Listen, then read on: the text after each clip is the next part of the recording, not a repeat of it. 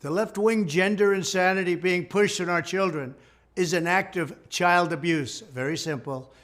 Here's my plan to stop the chemical, physical, and emotional mutilation of our youth.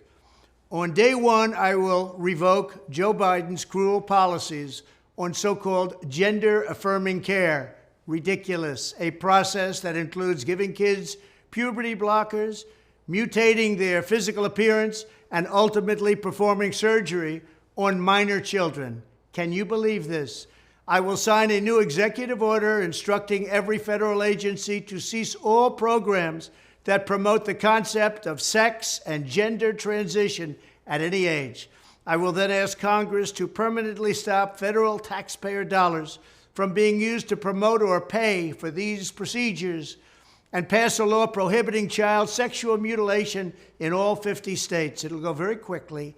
I will declare that any hospital or healthcare provider that participates in the chemical or physical mutilation of minor youth will no longer meet federal health and safety standards for Medicaid and Medicare and will be terminated from the program immediately. Furthermore, I will support the creation of a private right of action for victims to sue doctors who have unforgivably performed these procedures on minor children. The Department of Justice will investigate Big Pharma and the big hospital networks to determine whether they have deliberately covered up horrific long-term side effects of sex transitions in order to get rich at the expense of vulnerable patients, in this case, very vulnerable.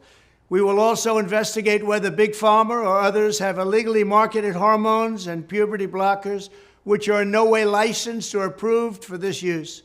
My Department of Education will inform states and school districts that if any teacher or school official suggests to a child that they could be trapped in the wrong body, they will be faced with severe consequences, including potential civil rights violations for sex discrimination and the elimination of federal funding.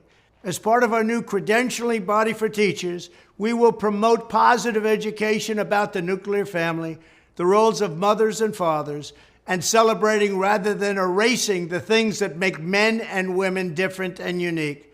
I will ask Congress to pass a bill establishing that the only genders recognized by the United States government are male and female, and they are assigned at birth.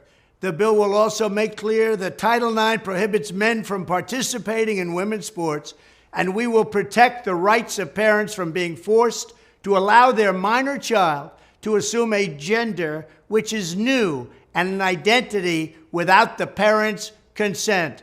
The identity will not be new, and it will not be without parental consent.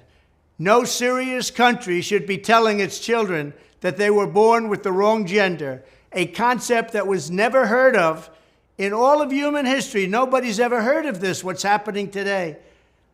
It was all when the radical left invented it just a few years ago. Under my leadership, this madness will end. Thank you very much.